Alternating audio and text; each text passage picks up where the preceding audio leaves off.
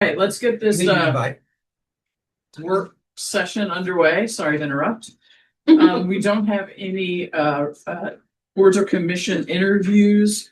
Does anyone have anything they'd like to review on the regular agenda? Actually, this is probably the best place for what you asked. So if you want to just bring it up now. So I had a question. Well, seeing things on the consent agenda reminded me of a couple things, and those were one, the new resolution about the solar rebates and the 6 HVAC units on the roof at the Recplex reminded me of solar panels that we had in Prop W, and so I was wondered if about an update on that. See, that was still in the works or we're still working toward that and where we are. And it comes up in sustainability ever so often. And it would be good to have kind of a more concrete update, maybe to give. Sure. That project is still absolutely in the hopper. When we started digging into the projects a little more, we pushed the staging. That one got pushed back a little bit because of the staging. So the HVAC is on tonight's consent agenda. That's the first thing we'd like to do up on the roof. Once we get the HVAC replaced, then we'll start replacing and renovating the roof structures themselves. The rolled rubber that's on the flat roofs will get repaired and replaced, and all the pitched roofs that have the metal roofs have the original screws in them from 30 years ago that has a little rubber washer that keeps it waterproof. So all those screws will come out and new screws with new rubber washers will go in to keep those systems waterproof. We need to get that done on the ice rink roof before we can install solar. Thank you. Wrong word. Solar panels on the roof. So it's absolutely still happening. We just got to phase them with those other projects. Okay. And then I know we have solar panels on the shade structure over by the bleachers. Are those connected? Are they? They are not yet connected. Okay. They will be connected with a greater system, so we don't end up having multiple inverters on those. Powering those inverters have a less lifespan than the solar panels themselves do. So we want those to be hooked into the greater system so it could be done with one set of inverters. Okay. While we're here, can I ask about the HVAC? And we're because that was also on my notes. Were heat pumps considered? And I don't know the capacity that they can do larger facilities at this point. I'm just looking for the most energy efficient apparatus out there. So those won't be the most energy efficient. I don't know the SEER rating off the top of my head, but typically those massive 40, 60 ton rooftop units to go up to the highest energy efficiency is crazy expensive. It would push that number quite a bit higher. They were spec'd for good energy efficiency and ratings that would be appropriate for that size and in that budget wheelhouse. I don't know off the top of my head what SEER that is, but they're good train and telepack units is what'll be going up on there. So they're high quality units. Is it an improvement over what we have now? Have to check. Just in years of service, yes. I mean, the other ones were, I believe they were 2011 is when they were installed. Most of them, I think one of them had been upgraded due to a fire. It caught on fire, the one over the fitness center in 2014, 15. But yes, they'll be more efficient and better units than the ones we currently have. All right. But so that means I think now we can leave the things in the consent agenda. Yes. Is that all right? Yeah. All right. So we're not going to change the regular agenda anyway, then at this point, although I will just alert anyone who might be watching or who's here in the room. We did have a revision to our regular meeting agenda. Our provisional judge, Nolan, is going to join us and give an update on the status of our municipal court, which I know I am looking forward to. All right. Updates. Emily. Green Space met yesterday. We had a good update. The next thing coming up for them is the Arbor Day celebration, which is April 15th at Larson Park at 5:30. Should be good. We're going to recognize our tree stewards and trees of distinction. And then immediately following that is an eco-ed at the same location with a speaker from, I think, Forest Relief, who's talking about how to like maintain and take care of trees in your yard. So that should be a really good talk. So it was good. Plan Commission did not meet. I did go to the open house for the project, which was very well attended. South Elm project, yeah, the mixed use path from Glendale to Watson. So I know we got a lot of good comments and feedback from that. Mostly, I just wanted to say that kudos to the community for showing out, and also to staff.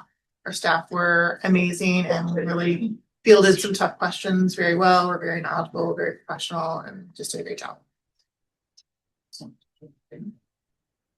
Yeah, thanks. I attended the Webster Groves Women's Garden Association 100-year anniversary tea party at the library. It was delightful. Dr. Lohman, God bless you. Dr. Lohman, from the president of MOBOT, was there, which was a delight as well. It was a lovely event. I was honored to help them celebrate. And I also attended the open house, a lot of citizen feedback that, you know, I'm also discerning. And so I think we have a lot to talk about as that project moves forward. I last week attended the Midwest Climate Collaborative Summit in Cleveland, and a lot of information. Great connections, incredible sessions, and a lot to unpack for me still, and kind of digest all of that. The BDC coffee is April 16th at 8:30 at BGRC, the Benny Gordon Rec Center. Pat Kelly will be the speaker, talking about the tax landscape, and particularly as it pertains to use tax and what's going on in Jeff City. So I recommend attending that. And then the Cool Cities FTL is hosting a pop-up here, talking about all things solar. So, and that is the 22nd Earth Day. April is Earth Month, my high holiday. And so yay, Earth. And yay, people.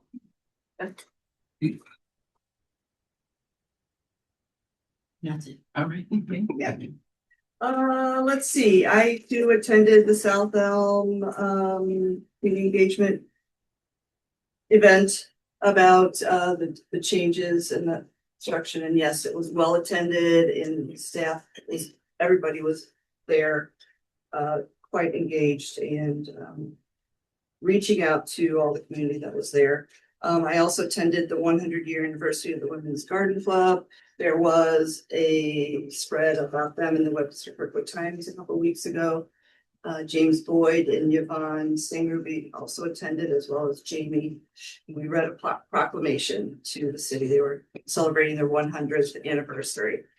And then last week I attended the Midwest Climate Summit in Cleveland with Jamie, and Sean Finnegan was there, as well as other colleagues from MOBOT, WashU, the zoo, City of St. Louis. And so it really was a good event. I think Missouri had a very strong showing there. I think the biggest takeaway I got from it was about renewable and clean energy, and how it's beneficial to become a little bit more independent, especially municipalities are setting up their own microgrids and finding their own ways to generate power. So I thought that was a great takeaway, and I think there will be more in the future on that. And this week is Green Dining Week. So we have 9 restaurants that are part of the Green Dining Alliance, and they had to fit some criteria in order to become members. Several of them were members based on microgrants that we provided to those businesses to get that program going there. So between now and the 12th, our dates to go to those, and find those on our website. That's what I have. Great, thank you. Emerson. No updates, Mayor. My only update is if you go down to the Bidding Gordon Rec Center tomorrow, you should be able to see the new signage on the front of the building. So they were installing that today. It is the same logo that is in the out at the water park in front of the big play feature on the ground. We use that same logo. I haven't seen it all lit up and everything yet, but it'll be on the front of the building right above the main entrance on that curved wall there. So should be pretty cool. Very nice. Excited about it. I have no updates, Mayor. Katie? No. Karen, do you have updates? David, do you want a minute to, are you? No updates, Mayor. Okay, I just have a couple. Part of the community, the Quad Chamber of Commerce annual banquet dinner is, it's a week from Friday. I believe we have 2 tables. Who knows? We do? Yes. Okay. So please let Katie know by Friday if you're coming and if you plan to bring someone with you. Because we want to make sure that we have a good showing for that event. And then also I was able, thanks to the chief, to attend the Webster Groves Police Department retired officers luncheon, which was the first one. Is that Yes, ma'am. which was, it was really nice. And I got to talk to some of the officers who have retired who still want to come back, and just wanted to say I appreciate that recognition of people who have already served. And it looked to me like some of your current officers were having a really good time meeting some of the, I'll call them old timers since they're not here, but the retirees. How about that? That's probably even worse, actually. So, but thanks for that invitation. It was a pleasure to go, and you know, I had to go a little early, but I did appreciate it. So, all right, let's get down to our other business. Here we have 2 topics. The first is the Complete Streets policy. Right, and Deputy City Manager Bookless is moving, so he is on. Thank you, Mayor. So on the agenda tonight, under consent, is a complete streets policy, a resolution for a complete streets policy. By way of background, complete streets is a means of designing roads that includes not just cars, but pedestrians, cyclists, transit riders, people of all ages and all abilities. So that's sort of like the big picture vision of it. The intent is to build a fully connected and safe network that can help increase or improve public health, increases equity, and ideally reduces traffic congestion by getting folks out of their cars. So how it works is that every new city transportation project, from road construction to resurfacing, has to include complete streets elements. It doesn't mean every element of complete streets has to be there. It just has to be considered, and where it's feasible, they should be included. That could include things like lighting, ADA compliant sidewalks, even landscaping. It might be bicycle facilities, which could be as simple as striping to allow for bikes. The way it would work is every new project that comes through, city project, the city engineer, the public works director, has to look at the project and see and do a feasibility study to see where it makes sense. And there are some common sense exemptions built into the policy, so that it's not excessively costly, where the geography or the geometry of the area doesn't allow for those improvements. There are outs.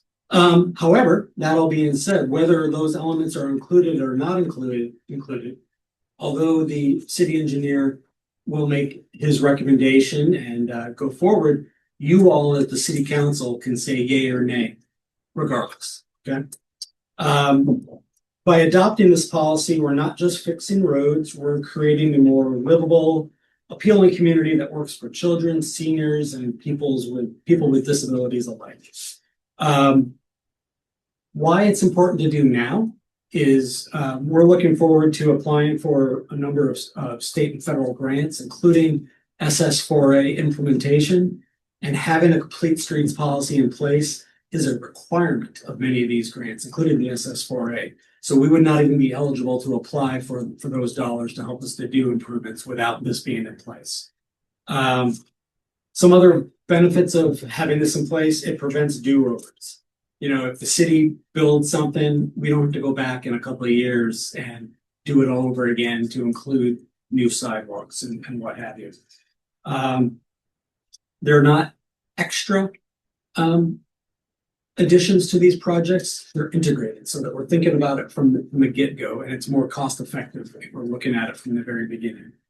What it doesn't mean that we have to go back and retrofit every street and sidewalk in the city of Webster Groves. It's only for new city projects that this is being considered. And as I said, you all have the final say either way. The policy specifically mandates ADA compliance and age-friendly standards by prioritizing things like better lighting, curb ramps, safer crossings, things of that nature. As I said, if it's not practical to do something, you don't have to necessarily include it. And while we can't require developers to necessarily follow these rules, we can strongly encourage it and inform them before they start spending money on their development projects as well. So that's sort of like the 50,000-foot version of it. I'd be happy to answer any questions. So I just wanted to mention, and we talked briefly about this, is that some council members may remember that the Traffic Advisory Commission came to us a few years ago wanting us to adopt a complete street, much more detailed plan than what you're talking about right now. So, and we suggested that they do some more engagement with the public so that people really understood what that meant. And they had one event already. I know they're planning another upcoming event. So I'm going to suggest that if David's willing, if you're willing to come to TAC at one point, we can talk with them about sort of why we're doing this now, let them take a look, and they may then want to make some comments about the specifics of implementation rather than this overall view. Because it makes sense to involve them at this point, but I also do understand completely the urgency to get this on record so that we can be eligible for the funding. Does anyone object to moving forward that way at all? I have no objection. I just had a few questions. First, I understand the purpose. I mean, a big purpose of this is to ensure that we're in compliance when we're applying for grants. How is this different than what we're already doing? Is it just pretty much written down? Because it seems like it's a policy. And like you said, it's required. You're required to have the policy in place in order to apply for grants, but it is just that policy. It probably will involve the public works director, the city engineer, maybe looking a little bit closer at some of these elements than maybe they have in the past. And what we'll do after you approve this, assuming you approve this, is we'll develop a checklist for him to use to make sure that we're looking at all of these different elements. Gotcha. Are there any repercussions if we don't follow the policy? Well, you won't be eligible for a number of funding opportunities, and it won't be a priority in the city, I guess, to think about all these different folks of different abilities and different ages. Gotcha. Thank you very much. Oh, you're welcome. It does, the policy does state where it's economically feasible. Yeah. So there's, depending on what project it is, there would be outs if you wanted them to not have to follow. Gotcha. Yeah, and like I said, the public works director can use those outs himself, but if you look at a project and say, no, that's out of this world, you can still put the kibosh in it. And the reverse then too. Yes, So, of gotcha. course, yeah. I have a question. So we've been talking about the South Elm as like a demonstration project that we're going to try out and then maybe apply later in other parts of the city. What aspects of that project would fall under complete streets criteria as far as So if design you were to do a features? new sidewalk rebuild or a new path, you would just this would be something you would look at as well. But frankly, that is an element of complete streets to add a multi-use path. Okay. Multi-purpose. Right, other. Yeah, I just want to acknowledge too that TAC and sustainability collaborated on this in 2023. And one of the members of sustainability at the time, Paul Bars, who was an attorney, he went through and very much like put a Webster lens on the complete streets policy. I don't know if you've seen that, I don't know if that would even be a benefit at this point, but I can certainly look at it. happy to share that. Always Yeah. welcome. Yeah, that'd be appreciated. And the language that's in this resolution is model language Yeah. from across the country. Yeah, and my comment is related to that Yeah. as well, is that it's a good point to include sustainability as well. I admit Mhm. that. Thanks. All right, other comments? All right, thank you very much. Appreciate it. And so this is obviously part of our consent agenda tonight. All right, next on our topics, we have our parking ticket fee structure. Good evening, Mayor, Council, Chief, hello. incoming council, guests. I'm joined, my name is Vincent Seves, I'm the Chief of Police, and I'm joined by my Assistant Chief of Police, Eric Weimer. We also brought a special guest, a heavy hitter. Eric Weimer's mom, Mrs. Weimer's here. So we're gonna talk about our parking fine fee structure. One qualifier on the front end. Although our parking fines are not codified in our ordinances, we felt it was important, and so by virtue of that, it wouldn't be something you guys would need to vote on to approve. But we felt it would be important to read you guys in. We felt that you guys would have a lot of questions. I want to start my presentation off with a short story of how we got here. So last summer, we're working community days, and there's about five of us police officers, kind of creating our plan over at the carnival grounds. And it's about 6:30 or 7 o'clock in the evening. And a driver pulls up in a no parking zone about 5 feet from where the five of us were standing in uniform, and parks in the no parking zone, exits the car and begins walking towards us, but doesn't acknowledge us. So I said, "Excuse me, ma'am." I said, "Why are you parking there? There's a sign there that says no parking." She said, "Oh," she said, "your tickets are only $10. I'd rather pay the $10 than walk a couple blocks." But needless to say, I advised her to go back. She moved her car, but the light bulb went off. And so I started doing the research. And next slide, please. No problem. This is right here. Okay. So that's the problem. Our city's parking fines are much lower than those in nearby communities and no longer discourage violations. So what does that mean? It means exactly what I just said. Some drivers treat the fine as a small convenience fee. Illegal parking continues in busy areas. Parking rules are less effective than intended. And our goal is to improve safety, increase compliance with parking rules, and align with regional standards. Next slide, please. We'll come back to this slide at the end when you guys want to ask some questions. This is where we are right here. This is everybody else. This is where we are. And I'm not saying we have to be up here, but what I'm saying is when I talked to Katie, when we were trying to put this together, we could find no record of our fees ever being looked at or increased at any time in the last 25 years. So, for example, some comparables, Sunset Hills, $85 for standard violation, $120 for accessible violations. Crestwood, $50 for standard violations, $135 for accessible violations. And Webster Groves is at the bottom of the scale, as I said earlier. Next slide, please. When the fines are too low, drivers sometimes choose the fine over following the rules. It happens a lot at the high school. And I know there's a lot of arguments about the high school and the parking restrictions around the high school. We get parking complaints all the time. But the parking around the high school is particularly troublesome for us. And a lot of the students have expressed the same sentiment. It's easier to pay the $10 fine than it is to find a legal parking spot. Repeat violators treat tickets as the cost of convenience. Visitors from other cities see our community as low risk for violations, and officers must repeatedly address the same parking problems. So the result is more violations and less efficient enforcement. Next slide, please.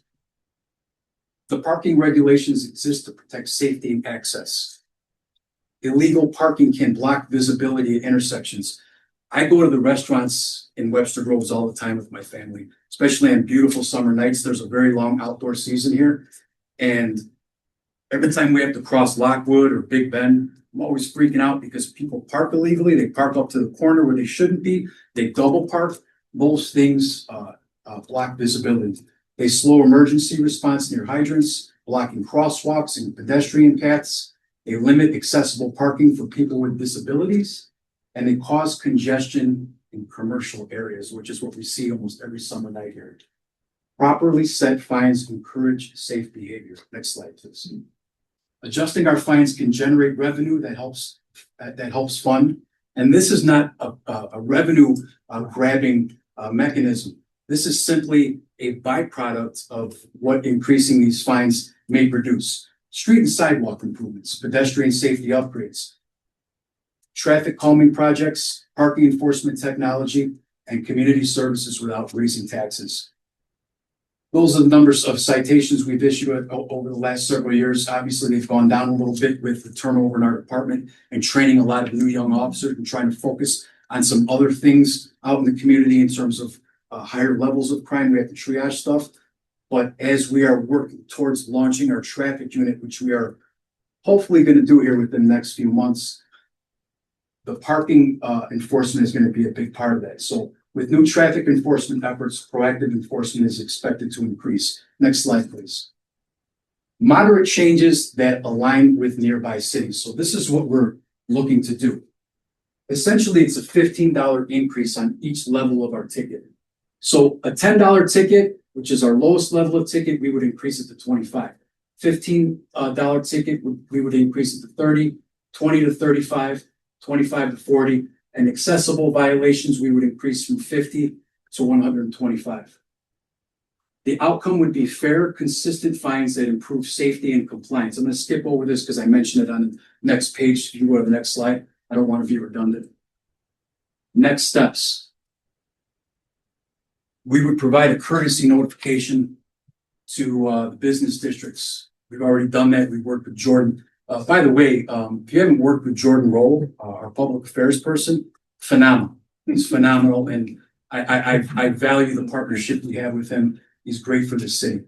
After that, we would revise our Webster Groves Police Department parking tickets to reflect these updates. We would collaborate with public affairs and Jordan Road to socialize the upcoming changes via social media and whatever other platforms that you think is appropriate or think are appropriate. And then we would select a launch date. And that launch date would be largely contingent upon when we can make the changes to our tickets. And there would be some conversations with the city manager in terms of when that would be feasible to do. So giving you guys a lot of information. I'd like to give you a chance to ask us some questions. I'll make a comment, and I just want to, the point is just so well taken. I want to thank Chief Aceves and the officers, because I have a neighbor who, I mean, this guy was literally, he's been ticketed, but he literally parks in front of the sign in front of his house that says no parking any side of the street anytime, on the sidewalk with an expired license plate, temporary plate. He'd been licensed, and I called Chief. Chief said, call me the next time you see him. I'm walking the dog. I call him. I said, this idiot's on the park, and he invites all his guests to park on the sidewalk on that wrong side of the street. So just point taken. And so this time he got towed. Poor thing. But when I walked just this week, he's parked on the other side of the street finally. But I mean, it's clearly people just think it's more convenient to pay the ticket, clearly, than to follow that. And it's just blatant. Yeah. So. And I'd love to, and I appreciate the sharing that your positive experience.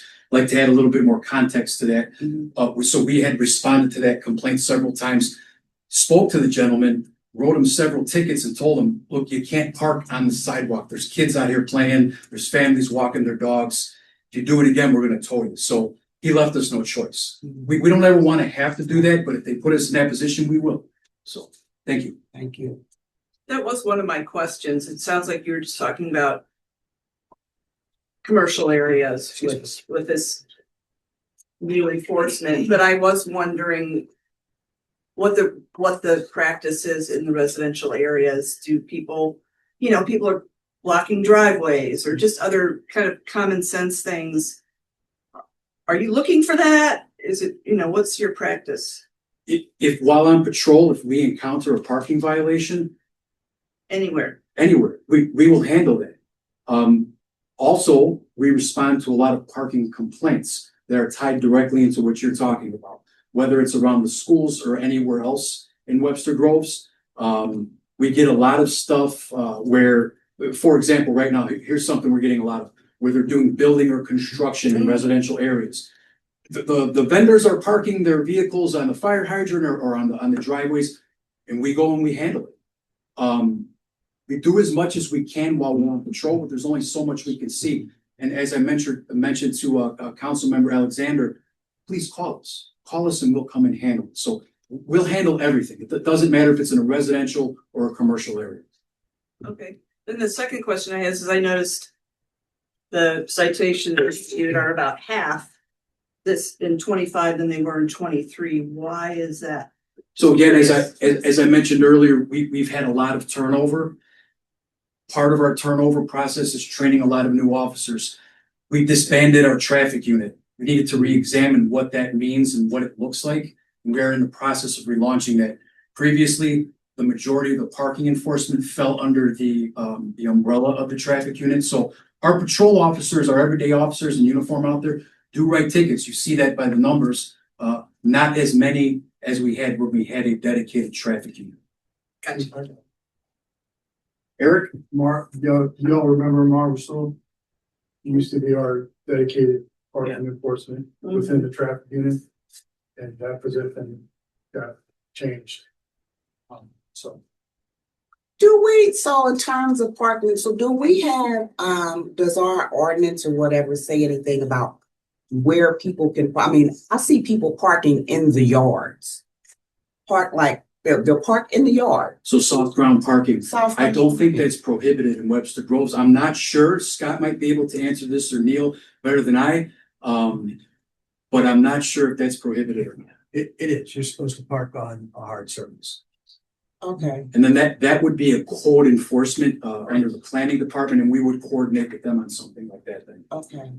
Thank you, Neil. Same for like commercial vehicles that are left on the street overnight. I mean, every once in a while, it's okay, but it seems like that could be a recurring issue. Is that a police thing or is that a? No, planning that would department? be a police thing, and Okay. interestingly enough, that's something that we get pretty frequently as well. Okay, And we handle those. We handle Okay. those with regularity. The increased fees still seem pretty, Generous. yeah, I mean, Reasonable. we're not going at the Yeah, high reasonable. end, we're Yeah. not going up to Sunset Hills, we're just kind of getting up a little We, bit, we so. wanted to, we wanted to Definitely be not a reasonable in gouging. our approach, because the goal is compliance and Yeah. safety. yeah. Yeah. We don't want the city, appreciate the that. citizens to feel like we're trying to grab something. from Yeah. them. We just want. Yeah. The outcome. But if you go back to the slide where it shows the increase, Is it? This one? Next one, next one. other way. The other next one. Here you go. Oh, one more. Nope. Is it a graph, Anderson? No, It's it's the a new part of fee the structure. bullet. It's a Yeah. part of That's the what you- Why? Which way do you want me to go? Go towards the end. Keep going. There, There. okay. So the general parking violations, 2530, is it something that's accumulating or This one?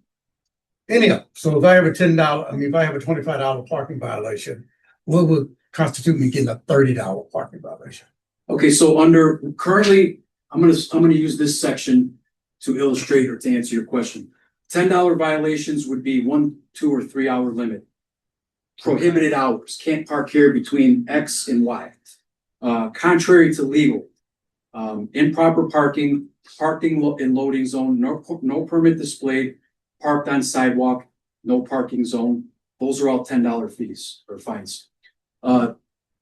$20 fines is parked within 10 feet of a fire hydrant. A $15 fine is parked with a for sale sign. Another $15 fine is bus zone, parked within 90 feet of a bus zone. $20 fee, block driveway. $50 fee, handicap parking. Expired license plate is 25, and there's an other category that includes no plates attached. And I'm not sure what else, because I don't have enough experience in Webster Groves to know what else they've historically used that for. Does that answer your question? Yes, sir? it does. Thank you. Chief, can you, so I know that this is probably difficult because it's not an apples to apples comparison, but on those municipalities that have increased their fees or have a higher increase to fees, do you see fewer violations?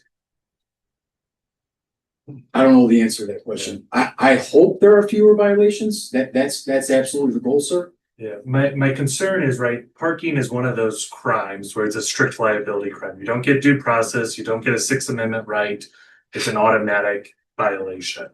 And so I was wondering, I have no objection to increasing the fees, but I was wondering if we could do more of a tiered structure where your first one is $10, but if you get one within the next 36 months or something, it increases dramatically.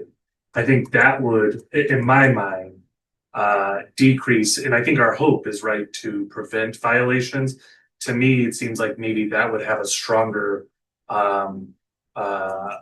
assumption or a stronger corollary to preventing violations. Just something to think about. Sure.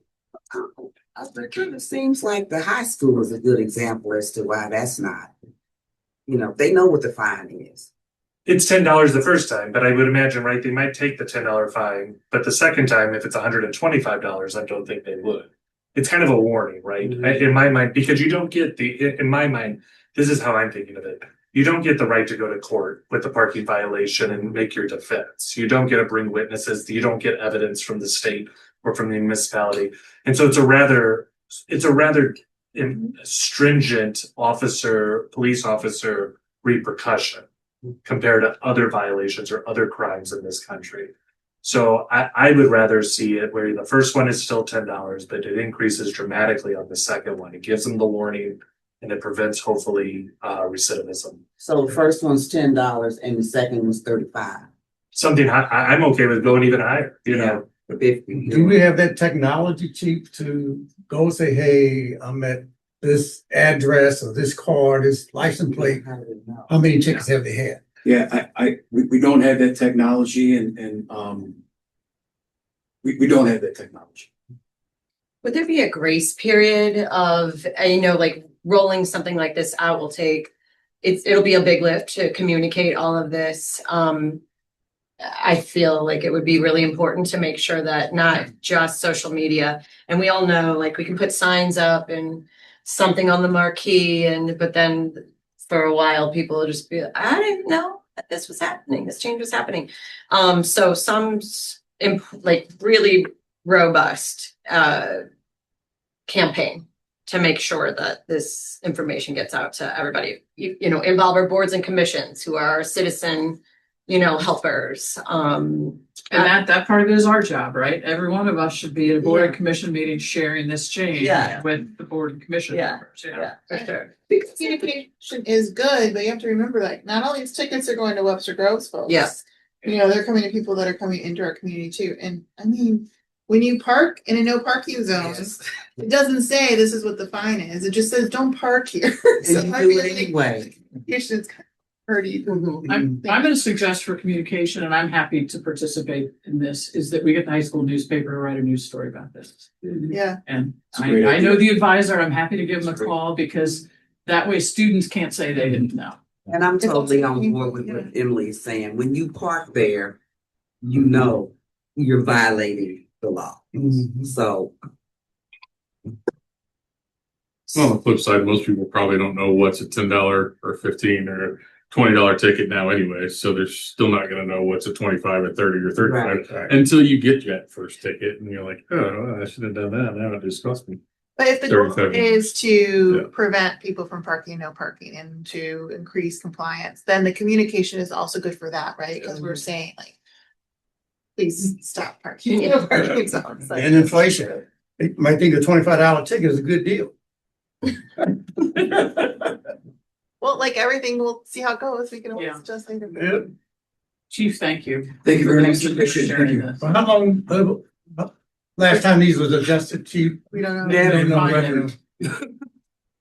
Getting them to- And so just as a matter, since the timing is not quite figured out yet, if you, I guess, or the city manager would let us know what that schedule looks like so we can start talking to people we know as well to raise awareness, that would be, Absolutely. that would be helpful. Yeah, let's do that. Absolutely. Thank you. Yeah, it won't be immediately by any means. We've got work to do. They've got to get new ticket books that actually have these prices on them. So we've got to order some things like that. So Okay. we'll put it out, July 1 or some date certain in the future.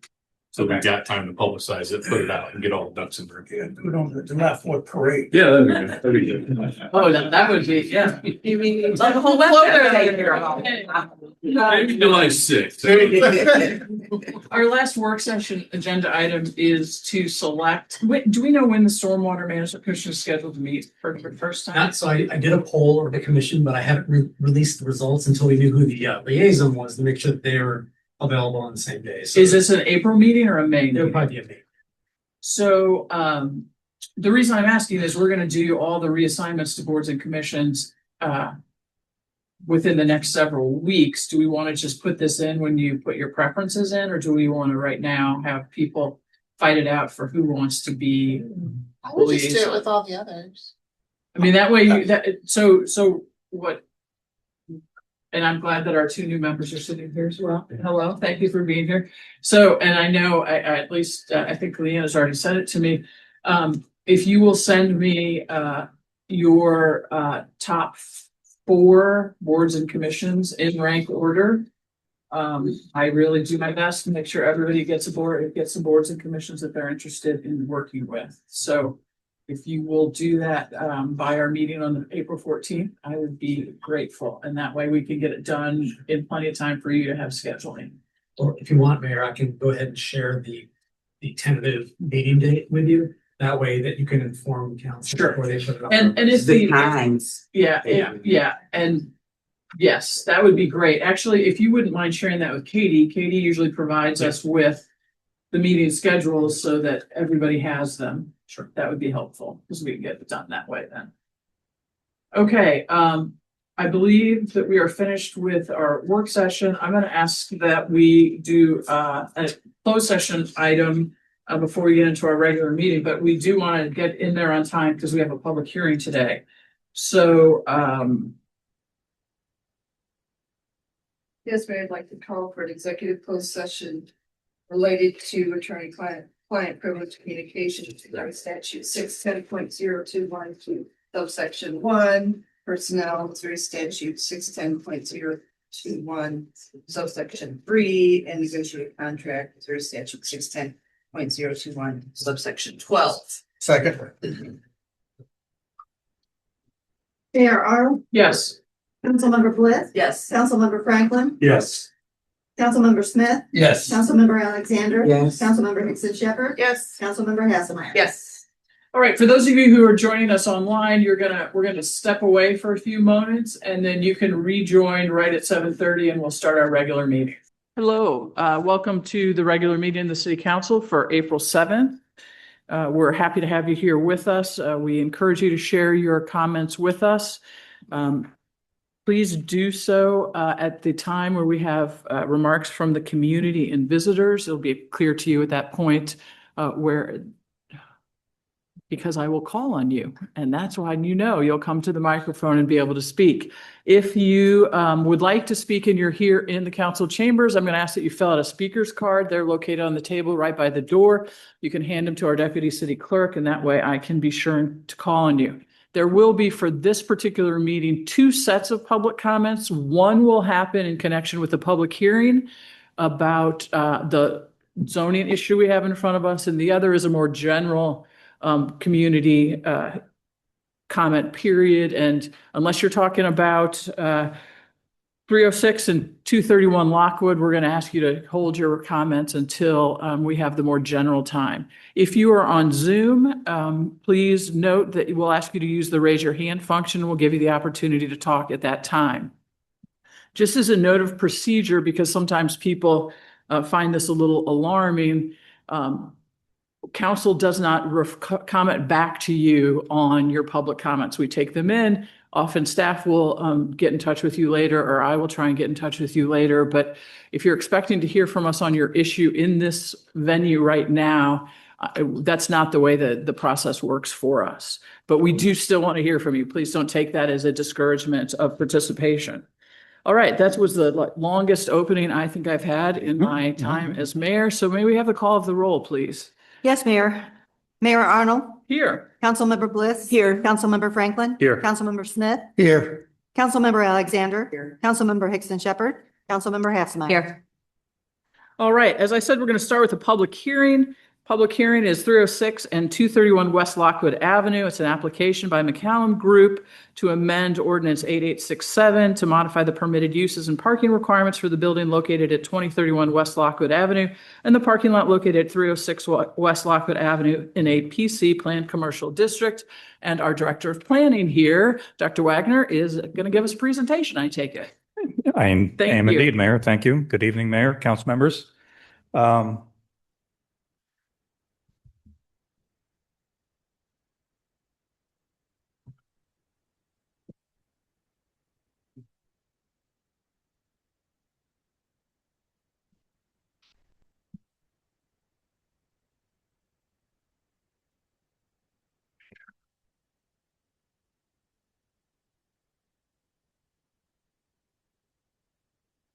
There we go.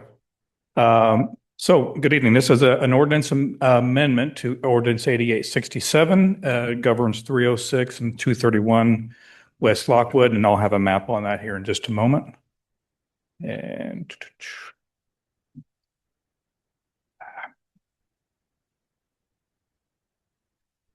I promise I've done this before. Would you mind advancing them? Apparently, I seem incapable of doing that. There we go. Thank you. So this is an application by the McCallum Group requesting to amend the ordinance for 306 and 231 West Lockwood. The purpose of the request really is to remove the parking requirements imposed on 306 West Lockwood by revising the list of permitted uses and thus the parking requirements for the 231 West Lockwood Avenue parcel. And the uses actually line up pretty well with that. Next one, please. Here's a map of the area. Everything is, both lots are zoned PC, planned commercial, as are some of the lots to the east. 306, of course, is just had a parking lot on the south side of Lockwood, and 231 is the lot north of that. And the owner, there's ownership issues now. The owner of 306 West Lockwood is TJ Redmond, who is going to speak in just a few moments. Next one, please. So the existing parking at 231 has 77 spaces in it. Just west of the building allows for the utilization also of 43 off-site parking spaces. So consequently, there are 120 spaces available for the 231 West Lockwood site, and table 1 that was in the staff report as well illustrates that the building can be adequately parked with 93 spaces, amounting to an excess of 23. And Miss Leone, who couldn't be here, I think she sent a letter. We all have it. Thank you. Correct. Thank you. Actually, and this would be the maximum, the 40 allowed for that. And she said actually the whole place is actually used as the residential care center. So even the office part of that might be a little bit off. But also the Robust restaurant, I believe at 227 is actually closed. So the 19.6 no longer applies right now. Of course, it's a vacant space. And I understand it doesn't even have a kitchen, so it could be utilized as retail. If it were used as retail, it would require 11 spaces, bringing that number down by 9. So, and it's my understanding that there really are no parking issues for the use there. So I believe that 93 would be. I think the uses in the 231 building could be adequately parked using just the parking lot, leaving 306 to do with whatever Mr. Redmond would like to do. All right. And one more thing, he proposed coming in afterwards and rezoning the 306 site as its own, to have its own ordinance and uses and so on and so forth. And that's an independent decision of this one. Correct. Yeah. Yeah. Okay. That's why the ordinance, the revised ordinance really removes any mention of 306 West Lockwood. Right. Any questions? No questions. I just want to acknowledge the Plan Commission. And issues like these, I often go back and listen to the meetings. And I just really appreciate the thoughtful questions and the discussion at Plan Commission. It's helped inform it's helped inform me. So thanks. Good, thank you. All right, then I think we can go ahead. I know the two owners of, well, actually, TJ Redmond, who is the owner of, 307, both owners are here. May I Sorry. address one more thing? And they both filled out comment cards, but I believe this is your time to come up and say whatever you'd like to say about this as. May I address one more thing? I know during the Plan Commission, Councilmember Hickson Shepherd asked about the 43 off-site parking spaces and how'd that come about. I couldn't find where it was in some of the previous ordinances, and this site was governed by 6 or 7 different ordinances, and 2 of 3 have been repealed. So it's been kind of a mess trying to figure some of that out. But the 43 off-site parking spaces, it's in Exhibit A on the back of page 2. Basically, it's for shared parking purposes, and it's something that the city does quite a bit, and particularly in the more commercial areas. Whereas if there's a use that's more heavily parked in the evening, those spaces would be available during the day, and vice versa. So that's the reason for the 43. Thank you. And I think that it looked like they were on either side of Lockwood and then along that building on the Straub side. Yeah, I believe somebody added them up during the meeting and they said, oh, there's 43. Well, what a coincidence. Thank you. Okay, thank you. Mm-hmm. All right, so I have TJ Redmond and David Smith. I see you both here. One or both of you are welcome to come at this point and give us anything you would like to know, would like us to know. Sure. Thank you, Mayor. Thank you, Council. My name is TJ Redmond. I live at 662 West Lockwood Avenue here in Webster. I am representing WGRE Holdings LLC, the ownership group of 306 West Lockwood, as well as a couple other properties down the street. David Smith is also one of the owners and is here as well. Not a whole lot to add from what Dr. Wagner said. That ordinance, the 8867, as well as some of the other ones, were created a while back under previous ownership when all of these properties were owned by the same entity. They have since sold them off individually and they're owned separately now.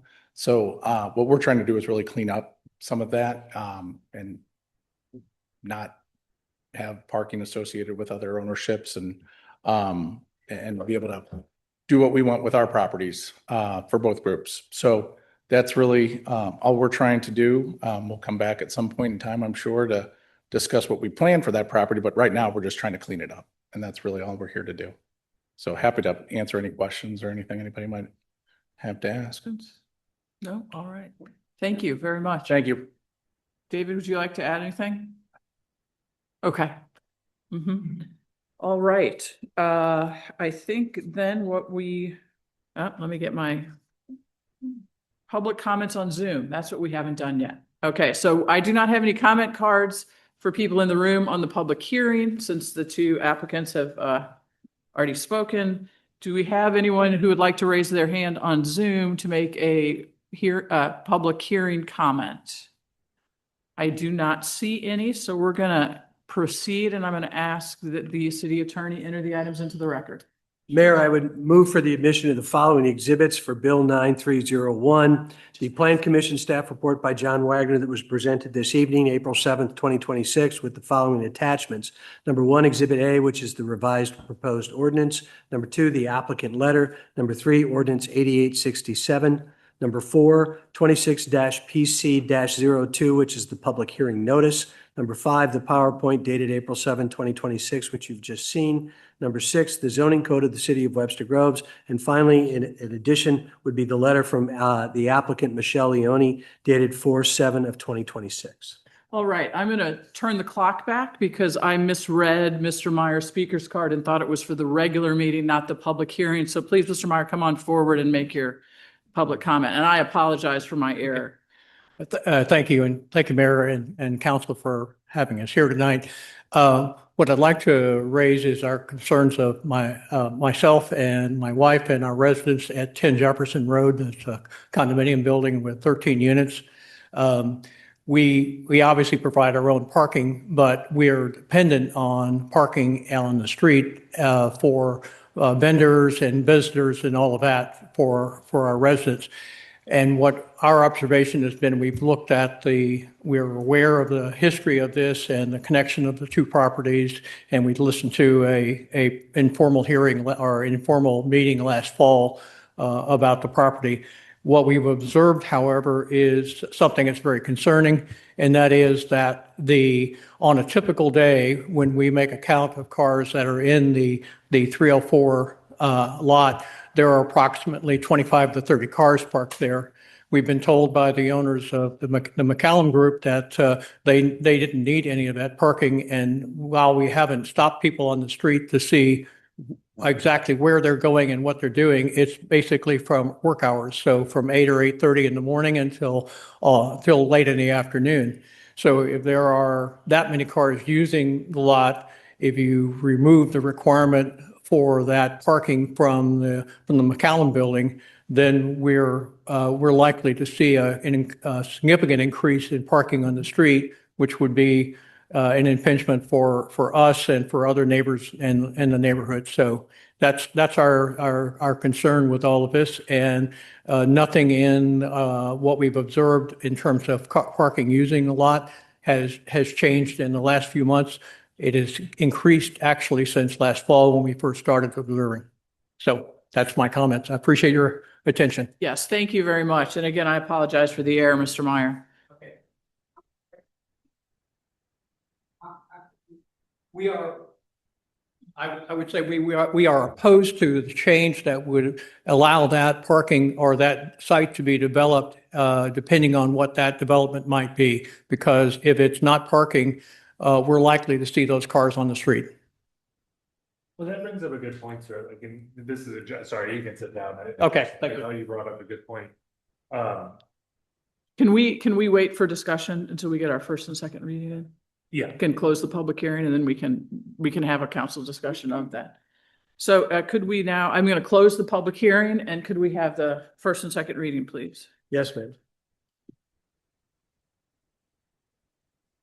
Bill 9301, first reading, an ordinance. We call for? Yeah. We didn't call for the reading. We didn't have a motion. Right. I need a motion to call for the first and second reading, please. Councilmember Hasselmeyer?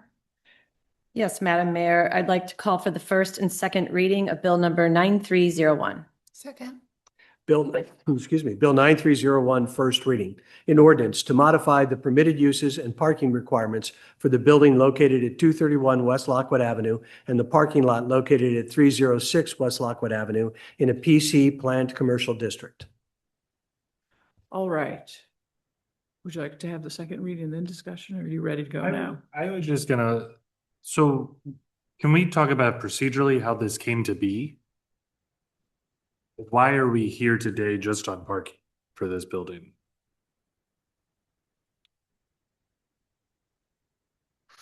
The ordinance amendment was at the request of Mr. Redmond. But there's no indication or nothing to the city yet that there's any remodel or any rezoning request For 306. for this. Correct. But we're just decreasing parking at their request?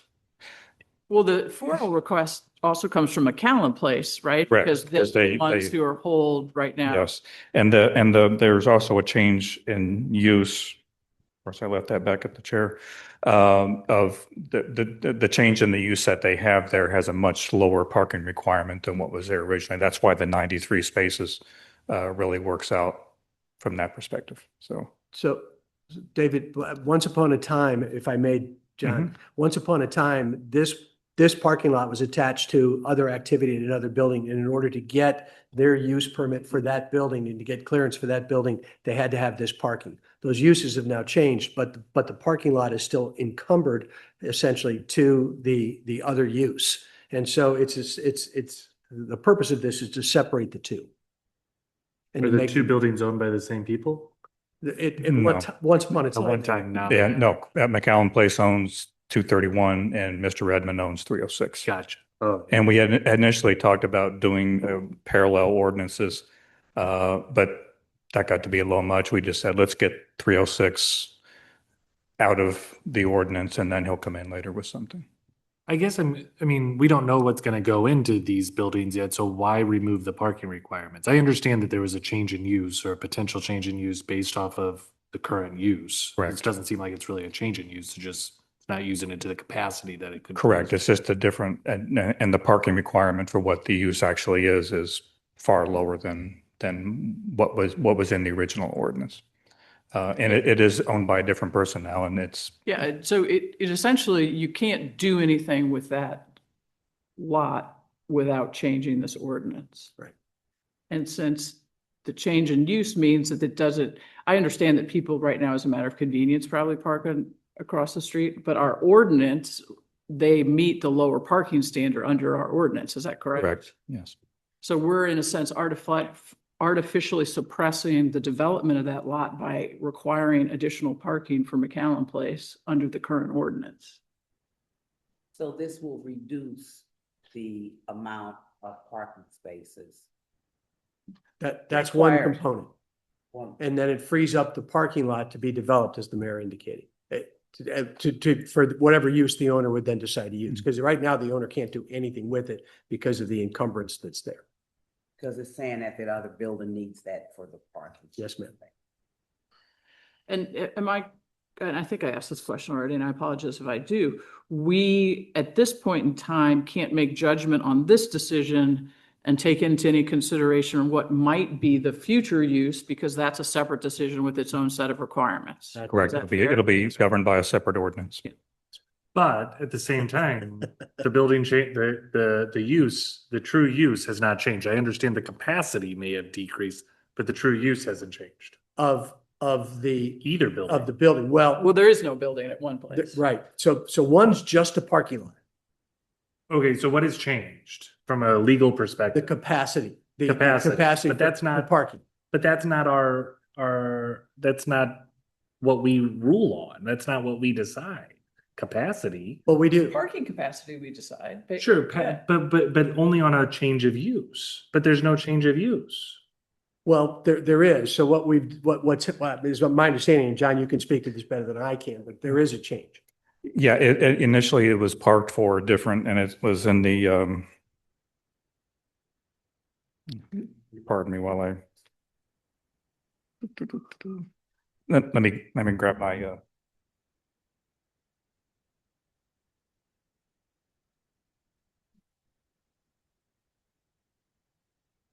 I still can't find it.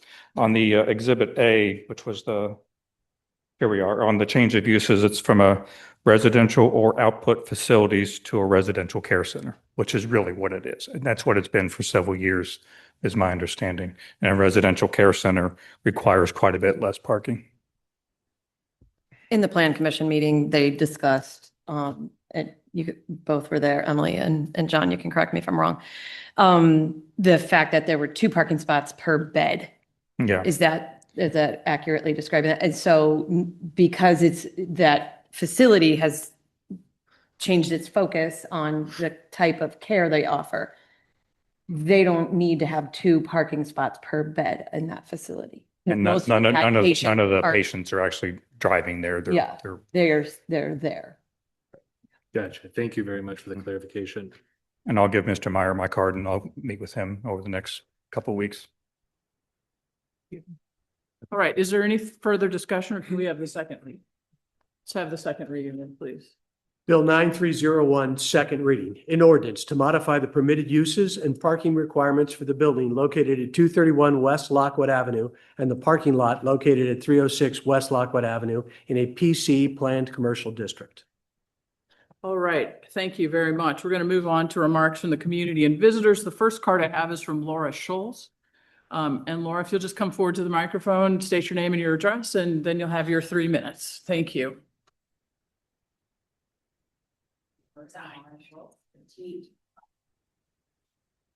Hi, Mayor and council members. I'm Laura Schultz at 1519 Gardenia Drive, and I'm here to speak, as the mayor said, on behalf of the South Elm Avenue project. I have major concerns. I've laid out those concerns in an email, which I know I copied all of you guys on. So I'm not here to belabor those points, but I am here to speak up publicly about concerns that have a lot of people have. And I, just for clarification, don't live on South Elm. So I'm not directly affected by this project, but I'm still greatly concerned about this project. And a lot of people are, but quite frankly, you try to get people to take time to speak up and voice their concerns. They're busy, and I think they're a little bit fatigued by some of how the city has handled projects in the past, and they're just not taking the time to speak up. So I'm speaking up based on what I've heard from comments. I did participate and go to the meeting, and I have talked to neighbors, including neighbors in my neighborhood who live on South Elm, other neighbors who live on other parts of South Elm, and just people in the community in general. And the biggest concern that I have from the get-go with this project is process. And I know I was here within the past year talking about the lack of process with projects, and this is a problem. This project has apparently been going on for a number of years. And I cannot say with more emphasis that Sinan and Paul and the representatives were so kind and so receptive at the meeting. And I don't know that they were involved in this project from the get-go, but it was shocking to learn the scope of this project and how much of the right-of-way, I know it's not technically people's yards, but how many trees, how many fences, how many retaining walls, parts of driveways that people have been using for decades on South Elm that are going to get disrupted by this project. And I did not get a satisfactory answer when I asked, why is this the first time there's any public meeting on this? And why, in particular, have residents along South Elm not been engaged? And they didn't really have an answer to that. Just that we're getting ready to move into the next major phase of this project, and shoot, we better talk to residents. And that is just not okay. This is a massive project, massive, and a major change to South Elm. And I think there's broad agreement that and consensus that South Elm needs improvements and change. And I've ridden up and down that street with my kids, like in a little baby trailer on my bike. I know the dangers of it. However, my concerns are laid out in the email, I think, quite in detail, and I haven't received a response yet. Thank you so much. Thank you. All right, the next card I have is from Dan O'Neill. Thank you, Dan O'Neill, 604 North Laclede Station Road. I'm here once again to try and get answers to two questions that I have previously asked at city council meetings with no response. My family bought the house for my only son who had just gotten engaged. I applied for a permit and was told declaration to perform work as homeowner not applicable. Webster Groves require owner to occupy the home. Of course, my son is my immediate family and on the deed to the property, but it persuaded no one. I came to the city council meeting asking for help in getting a permit and heard from no one. When we were only issued a building permit after I was forced to sign an affidavit stating that I would live in the house for 1 year. I did not want to live in my son's house with his new bride, but we couldn't afford another month of interest. It took 9 weeks and 1 day for Webster Groves to issue a building permit. This cost us nearly $2,000 in entrance, insurance, and storage fees. In May of 2025, we completed all the work and got our final inspection. My son and his new bride went to City Hall and filled out the paperwork for occupancy, and a week later it was granted. So apparently, I do not have to live in my son's house for a year. So why were we put through this costly ordeal? That's the question. The mental angst you put us through is unconscionable. I don't believe that this is a sick and costly joke, but it sure seems like it. I asked members of your building department 3 times in person if I as the homeowner could do some of the 120-volt electric work in the house. Every time I was told no, that I couldn't. Apparently, I am eligible to install one 120-volt branch circuit as the homeowner. I would have jumped at the chance to replace some of the old 79-year-old cloth-covered, ungrounded, unsafe wiring on our house. So why was I not told that I could upgrade one circuit? I don't believe that's an oversight. You would think that Webster Groves would welcome people like us that put their life savings and tons of sweat equity into fixing up an eyesore property, but that is not the case. The treatment we received from the Webster Groves Building Department makes me ashamed to say that I grew up in Webster Groves. It's ironic that my license plate on my truck starts off with number 1 WG when WG has treated us like number 2. By the way, the house is now beautiful. The assessment went up $62,000. If you drive by the house, look for the O for O'Neill that I welded into the wrought iron fence at the top of the stairs. It looks great on my son's forever home, since he and his wife both have special needs and low-paying jobs. Thank you. Thank you. My last speaker's card for here in the room is Mr. Dave Buck.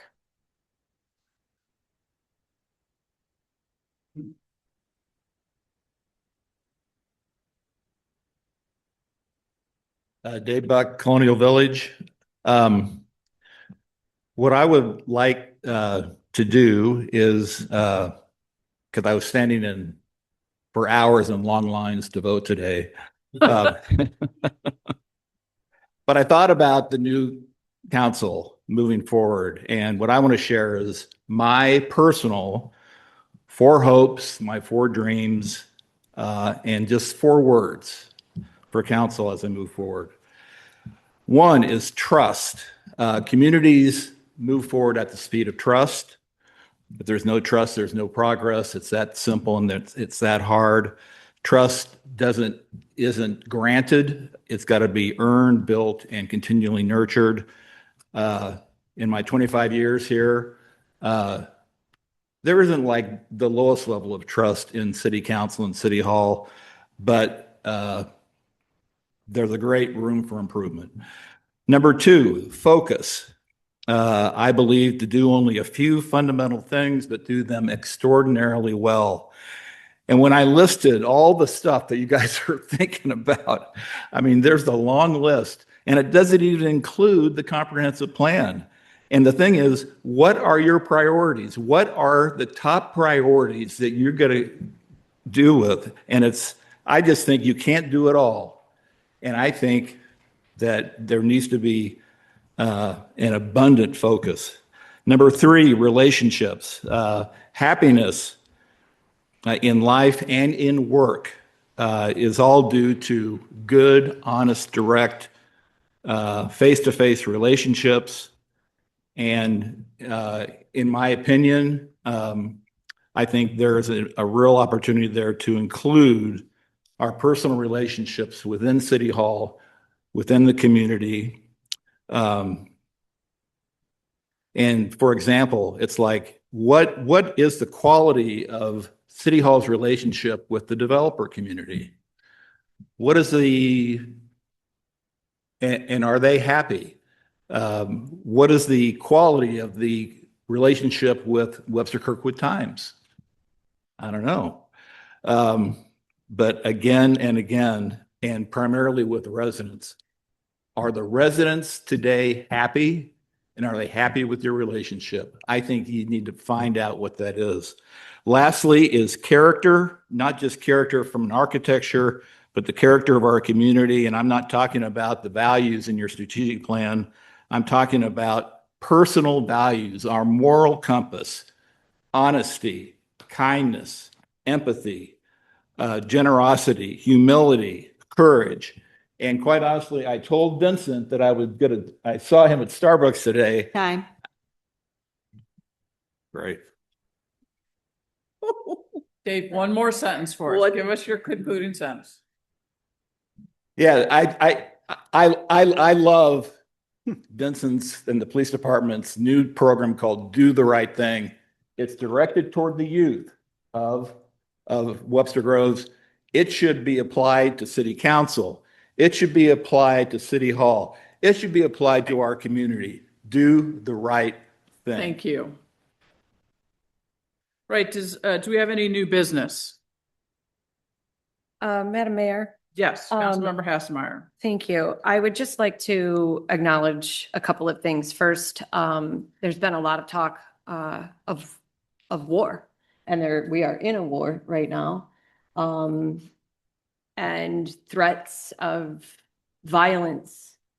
I just feel like it's really important to just take a second and acknowledge that, we should be striving for peace, and cooperation and valuing life, all over.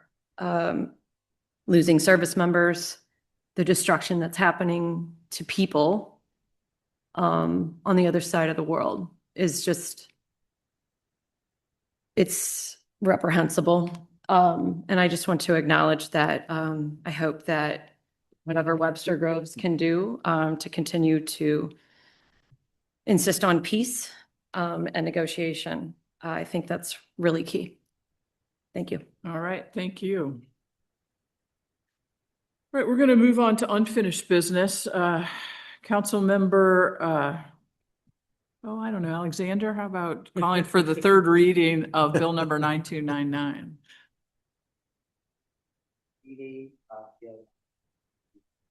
Second. Bill 9299, third and final reading. An ordinance amending Chapter 53, Article 6, Performance Standards, Section 53.203, Additional Attached Garage Regulations of the Zoning Code of Webster Groves. Now, I'm going to have to ask both the city clerk and the city attorney if I made a mistake there, because I know there are amendments that we would like to give the opportunity for council members. Can we still amend after the third reading? Yes, ma'am, you can. All right, good. Okay, so I didn't screw that up. Councilmember Alexander, I believe you have some amendments you'd like to offer.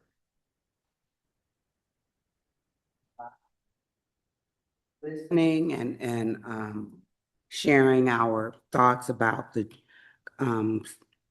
projected or recommended changes to the amendment. And so in looking at these, we would like to consider some amendments that recognize, considering the input that we've received from the community, as well as acknowledging how economics have changed over the past 20 years, incorporating the things that we have acknowledged in our corporate comprehensive plan, which have to do with increasing the diversity in the housing stock that we have, in looking at the character of the community, which means a lot of different things to a lot of different people, and so with that being said, the three things that I would like to discuss, the first one is actually incorporating into the description of garages, clearly articulating within the zoning that this includes carports and converted garages.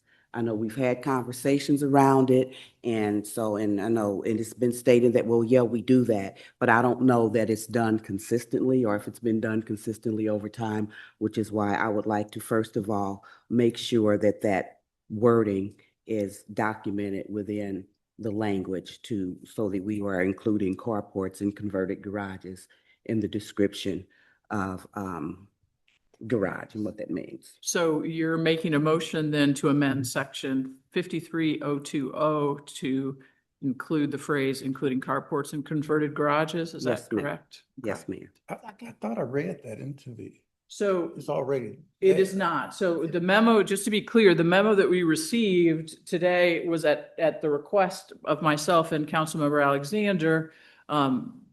Dr. Wagner, when there was some indication that some of us might want to make amendments, we asked him to do the drafting so that we wouldn't essentially make his job harder by amending the bill rather than simply amending it in a way that met the policy goals involved. So what you got is that was incorporated by Dr. Wagner at our request, but it is not part of the bill unless an amendment is passed. So you're free to agree and vote yes on the amendment or vote no on the amendment as it's been. And I took it as that it was part of the bill already, but. Yeah, So I feel like I'm missing the memo from Dr. Wagner. it was in our packet today. Here you go. I brought a few extra copies because I was afraid of that. Okay, when was? This was sent part of the out? backup that we received on Thursday of last week Okay, and the regular meeting. Okay. Here, you can take mine. Isn't it red lines and? The red line version is the staff version, the staff recommended version that we've discussed previously. During that discussion, I asked Dr. Wagner to give language that could be offered as an amendment. He created that language, which is in that memo. The first bullet point in that memo is Gotcha. the amendment that Councilmember Alexander just offered. okay. Okay. Did we have a second? Yes, I seconded. Okay. Is there any discussion of the amendment? All right, let's have the vote then on the amendment, please. Yes, Mayor. Councilmember Bliss, Yes. Councilmember Franklin, Yes. Councilmember Smith, Yes. Councilmember Alexander, Yes. Councilmember Hickson Shepherd, Yes. Councilmember Hassmeyer, Yes. Mayor Arnold. Yes. Councilmember Alexander, would you like to offer an additional amendment? Yes. I would like to request an amendment for section 532203A. Again, in taking into consideration the concerns and the need to adjust or acknowledge changes in the economy and the building, the whole 9 yards, is not to completely get rid of the 40%, the front entry garage are permitted if 40%, but to just reduce that to 25% on the block where the subject property or the concern is being raised. All right, is the amendment clear to everyone? Mm-hmm. Is there a second? Second. Is there any discussion? So, oh, go ahead, Pam. I was gonna say, I have a statement about the 40% rule. We can wait and just go through the amendments and then I can talk about that, or I can read my So statement we're now. gonna have to vote on the amendment, so you probably should address that issue right now. Okay, so this is a comprehensive statement that I'm making based on hearing presentations and remarks over the last few weeks. I know we spent a lot of time on this subject. So to begin, I just wanted to say that architects, planners, and designers are professionally obligated to guide their clients toward the best solution for a given set of circumstances, including working creatively within reasonable constraints. The ordinance of the 40% is exactly that kind of reasonable protective constraint. To me, citywide application matters. This ordinance must remain in place citywide. Carving out historic districts as a separate category or lowering their percentage reduces their existing protections while leaving every other neighborhood more exposed to development that ignores local context. Next, neighborhood context. The patterns of architecture, scale, and spacing in a neighborhood, regardless of home style, size, or price point, are what give it coherence. Front yards and green space create the pedestrian experience that connects residents to one another and to the street. This physical continuity directly supports home values, community pride, and a sense of authenticity that is very difficult to recover once it is lost. Our comprehensive plan speaks directly to this. Pillar 1, Goal 3 calls for preserving and enhancing the distinctive visual language of Webster Grove's neighborhoods with a strategy to develop pattern books and design guidelines for new construction and remodels. Pillar 6, Goal 3 calls for a safe, connected pedestrian network that links all residents to city assets. Front-facing garages that dominate a streetscape undermine both of those goals. Regarding historic district status, Webster Groves holds certified local government status, a preservation partnership between local, state, and national government established by Congress in 1980. CLG status comes with the specific numeric requirements we must meet to retain it and remain eligible for historic preservation grants. Weakening this ordinance puts that status and those resources at risk. Next, commission consensus. Every relevant commission has independently reviewed this matter and recommends keeping the 40% rule. They are the Historic Preservation Commission, Planning Commission, Architectural Review Board, and Sustainability Commission. Next, there's a risk of lowering the standard. Loosening this rule sends a signal to the market that oversized front-facing garages are acceptable regardless of surrounding context. That shifts the economics in favor of tear downs and remodels that maximize garage footprints. This is the kind of incremental change that block by block quietly transforms a neighborhood into something its residents no longer recognize. If we're serious about preventing that kind of gradual displacement, we should hold the standard. To summarize, this ordinance is not a burden on homeowners, it is a protection for them. Design solutions exist for every individual site challenge.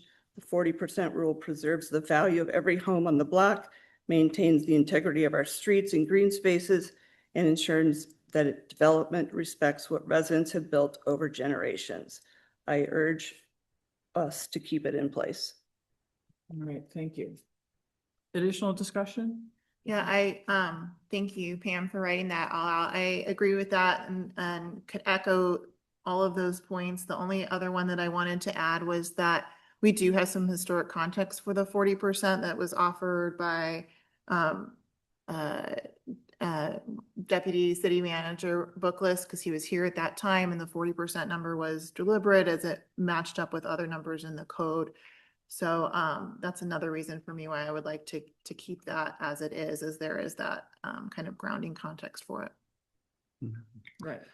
So is the 40% basically is there?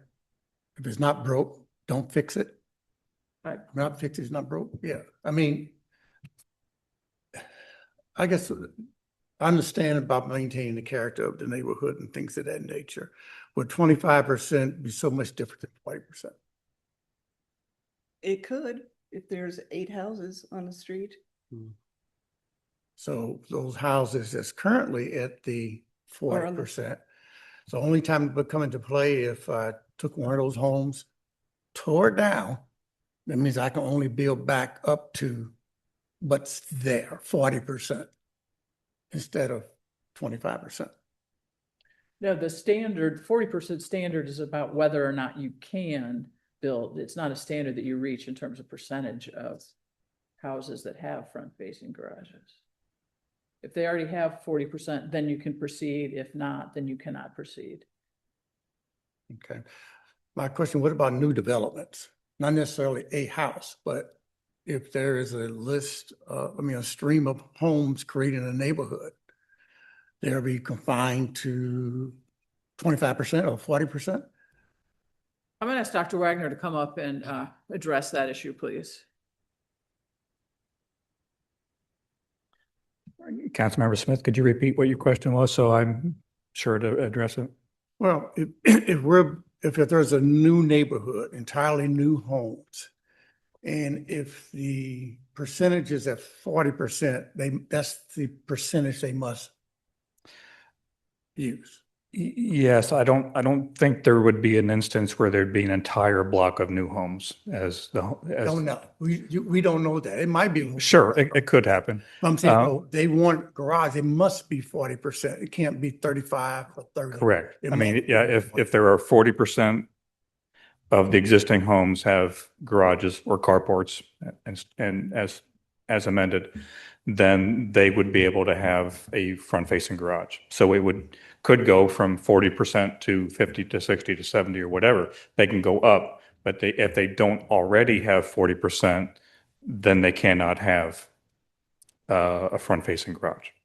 Wouldn't the more likely scenario be that we'd have some sort of planned community if we had that many houses at the same time? Kind of like the Euclid Elms, only Right. much larger. I mean, I guess I was thinking if it were a new development, it would fall within the comprehensive plan recommendations.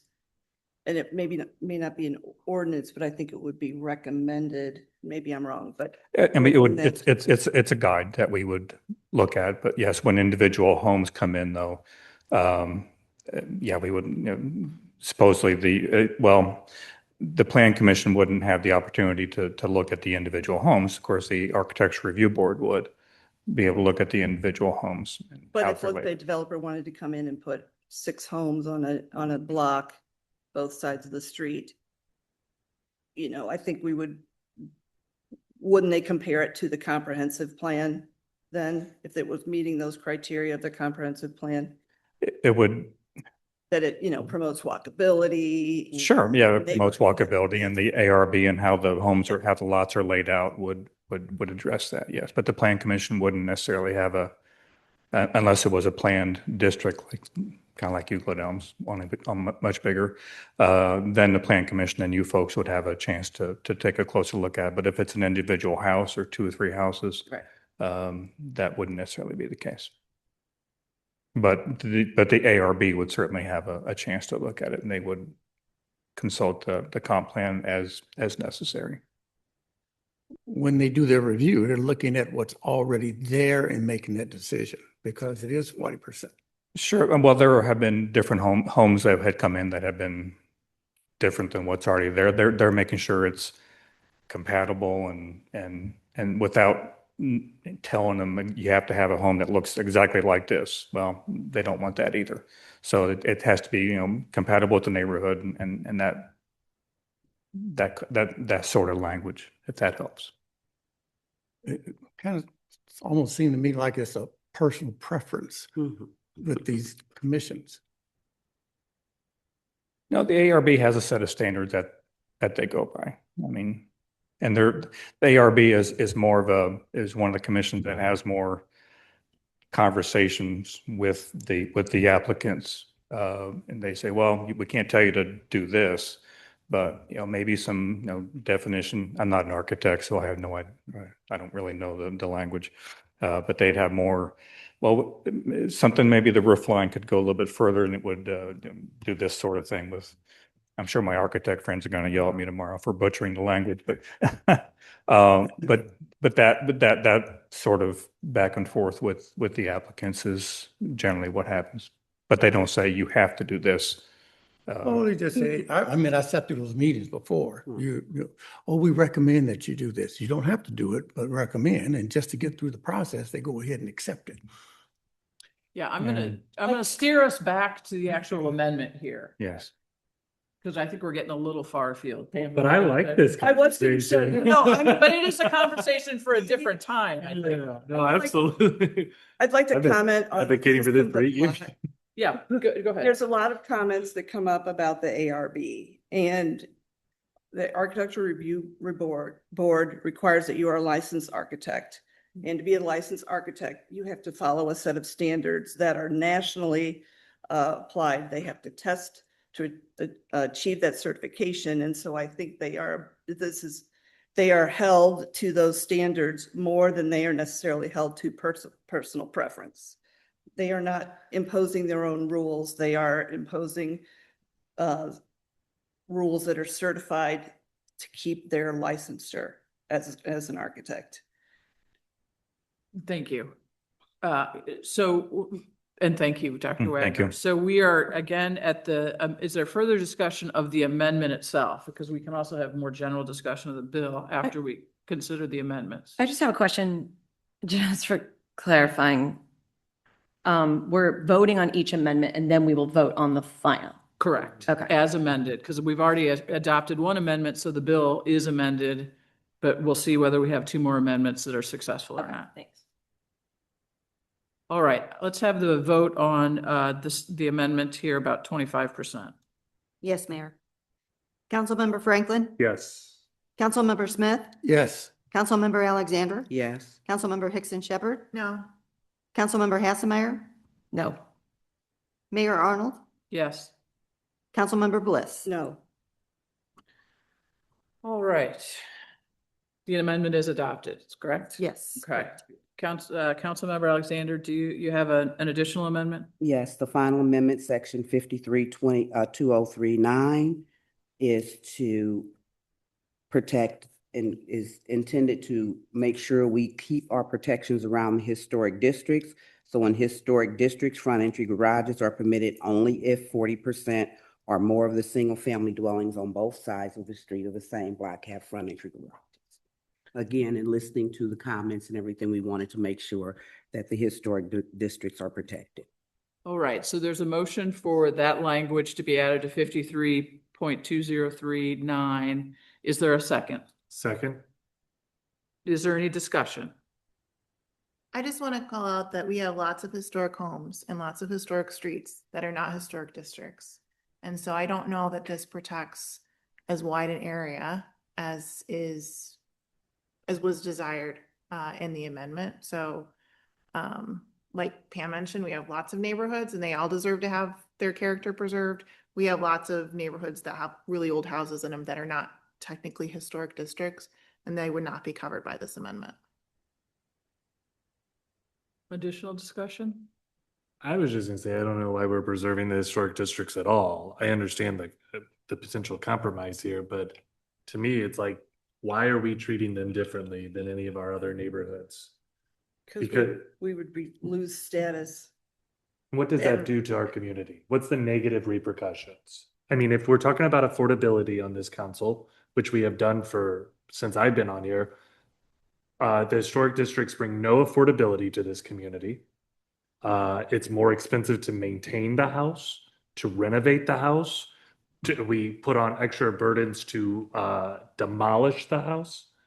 So I don't think this is in line with this council's priority to create a more affordable community. And I think while I understand the purpose of the amendment, I would much rather see us not preserve the historical nature necessarily and just let the free market take place. That's bold. I mean, I think that we have heard from lots of people that we don't want to become Kirkwood. We don't want to become tear downs. And there are protections that are needed for that to happen. I mean, people like the charm of Webster. A lot of that charm does come from our historic homes. And I mean, I do think there's a place to protect those and to value those. They're not the only homes in Webster. We have lots of smaller homes and, like I said, streets that aren't historic districts that are still valuable. But I definitely think there's value in protecting the look and feel of the variety of neighborhoods that we have in Webster. I mean, part of history is architecture and design. And so I think if we are to respect history in general, we are to respect those artifacts that come throughout time, and buildings are part of that. Homes are part of that history. That is why we honor historic buildings. And I respect that. I do. I think that's important. But there's a balancing act here with respect to the affordability concept that we would like to push forward and the historical concept. And I think for too long, we have balanced it in favor of historical preservation rather than thinking about how does a family or anyone living in Webster Groves work with an historic, quote unquote, historic home. But the market drives the idea that if we tear down a home and an affordable home, that a bigger home, a more expensive home is going to go there. There's nothing that says a more affordable home is going to go someplace where we've torn down a home already, whether it's in disrepair or not. There's an economy to this as well. All right, additional comments? Right, let's have, yep, go ahead. Restate the motion for me, please. The motion is to, in the historic districts, that the front entry garages are permitted only if 40% or more of the single-family dwellings on both sides of the street on the same block have front entry garages. So the intent is to not change the 40% guidelines currently in the historical districts. Not to change. Mm-hmm. All right, further discussion? Let's have the vote, please. Yes, Mayor. Councilmember Smith, Yes. Councilmember Alexander, Yes. Councilmember Hickson Shepherd, Yes. Councilmember Hassemeyer, Yes. Mayor Arnold, Yes. Councilmember Bliss, Yes. Councilmember Franklin. No. All right, we now have a bill that has been amended, and if there is discussion on the bill as amended, that would be right now is the time for it. I do have a question. Are we, now that we're back to having an entire new set of amendments, are we voting on each of these sections, 0.020, 203? I don't have my current page in front of us as far as how we are So these now, moving forward. yeah, so these now, because of the vote of the council, are considered part of the bill as read. Okay, So we now have a bill that included the staff recommendations plus these three changes. So in voting for the bill, you were voting for the bill with that consideration in mind. As amended, correct. I'm Right. still a little confused, but I'm gonna pull up my thing. 3 of those things that we talked about. Right. With one vote. Yeah, we just have one vote remaining, and that is the bill as amended. So essentially, you're weighing whether the amendments have shifted your decision about whether you want to vote for or against the bill as a whole. And for me, they have, like, the 25% is worse to me than at the benefit of adding in the architectural standard in the middle part. So just to explain how my thinking is on the vote. Anyone I'd, else? yeah, I'd like to just acknowledge, we've spent so much time on this and staff has spent so much time on this. And so I appreciate it. And I appreciate so much the conversation. My reluctance in moving forward is because of the protections that the other pieces of code in our comprehensive plan that kind of partner with this issue. I don't think there's going to be like a building blitz before we go through our comp plan and have some of these other kind of guardrail type of codes addressed and voted on. I just am reluctant to move forward on this particular issue without those guardrails. I assume specifically you're talking about things like the floor area. Yes, Okay. yes. I just wanted to be sure I understood. Thank you. Thank you, Mayor. Other comments? All right, just for myself, I'm going to say I appreciate the time that everyone has spent, especially our staff has spent on this, and I'm grateful that I think this is a compromise. I mean, I think in thinking through what we have heard from our boards and commissions and what we've also heard from the community, because I have also heard from a number of people in the community who think that we should just get rid of the requirement in its entirety. So I think this is a balance, and it allows us the opportunity to monitor what changes happen. And if we have to come back, if we see things that are going poorly, we are allowed to change this again. This isn't written in stone until the end of time. So I appreciate the attitude of compromise in this. Can we ask that staff track those applications for garages so that we can get an update on that over time? Yeah, I think that's appropriate, given the changes that are being made. And I see our director of planning and our deputy city manager both nodding as well. So I think that's a pretty sure bet. All right, then if there are no further comments, let's have the vote on the amended bill. Yes, Mayor. Councilmember Alexander? Yes. Councilmember Hickson Shepherd? No. Councilmember Hassemeyer? No. Mayor Arnold? Yes. Councilmember Bliss? No. Councilmember Franklin? Yes. Councilmember Smith? Yes. The bill passes. And for those of us who say we agree too often, clearly this is one of those situations where we had a very vigorous debate, and I appreciate every council member for their input here. We now are going to move on to new business, and we have, if I would like, Councilmember Franklin, if you could call for the first and second reading of Bill number 9302. Yes, Madam Mayor, I'd like to call for the first and second reading of Bill number 9302. Second. Bill 9302, first reading. In ordinance, amending ordinances 2.246 of the Municipal Code of the City of Webster Groves, 2.237 of the Municipal Code of the City of Webster Groves, and 2.250 of the Municipal Code of the City of Webster Groves to comply with state law and the court operating rules.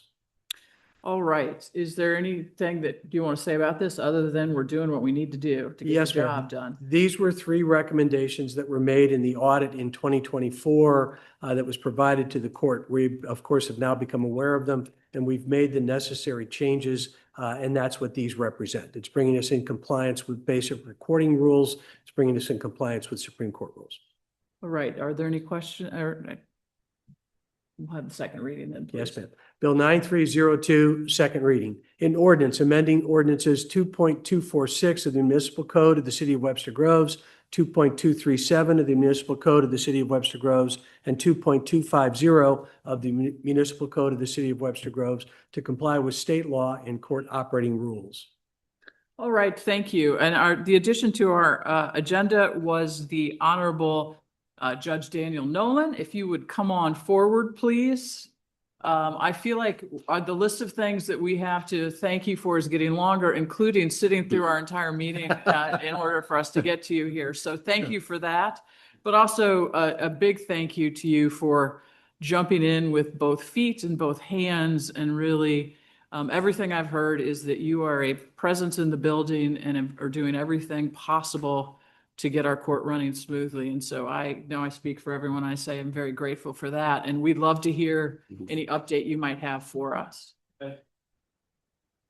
Mayor, council members. Oh, is the microphone. There we go. Thanks, Dave. Mayor, council members, good evening. So I did prepare some updates. I'm not sure what everybody knows. First item I have is we had court. I guess I got the call from Neil on March the 18th about stepping in as acting judge, and we had court the following Wednesday, a week from that day, and we had no court administrator, no clerks to have court on March the 25th. So with a lot of help from Neil and our interim city manager Scott Davis, we're able to get Brentwood to loan us their administrator and their court clerk I think we're doing 20 hours a week, maybe it's 20 hours a week each. I believe one's here before lunch in the morning, and then they switch, and the other one's in Brentwood while one's here helping us and handling people that come in for payments at the window, getting us ready for court, entering court documents, taking those payments, etc. So it was a crunch to get them security clearances before court on the 25th, but we did it, and they put the docket together in record time, and we were able to have a successful court. In addition, we've got 2 part-time night and weekend administrators and clerks. Those are Tammy Truelove and Ruth Rask from Richmond Heights, and then Town and Country, respectively. Both certified, highly qualified court administrators, court clerks. Ruth, in particular, is the president of the Missouri Court Administrators Association, I believe is the organization. So nights and weekends, they're working through our sort of a backlog of issues, the issues that were laid out in the report, the audit, and then ultimately in the show cause order from Judge Hilton, the presiding judge in St. Louis County. I'm working closely with them on, in particular, tackling a couple of 2 or 3 high priority items. Those would be the warrant issue that was in the news with 44,000 or 4,500 or so warrants being canceled. And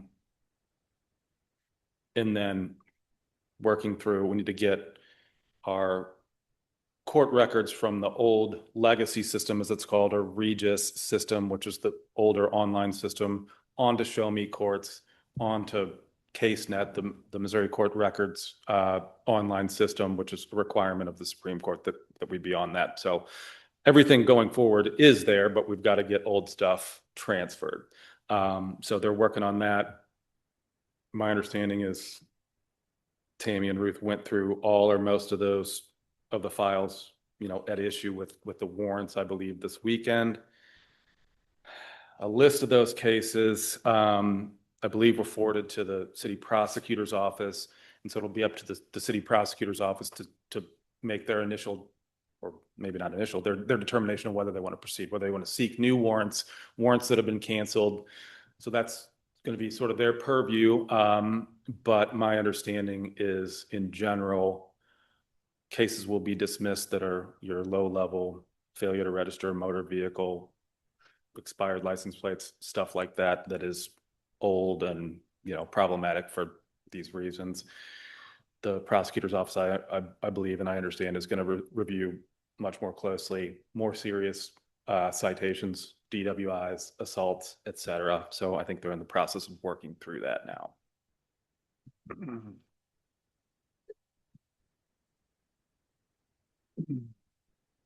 So just with regard to our, help from Tammy and Ruth, I did go over and sit in with Ruth and her judge in the city of Town and Country on April 7th, just as an observe, just to observe and in a court that's well run and in compliance, and just sat and watched them do their thing on April the 7th.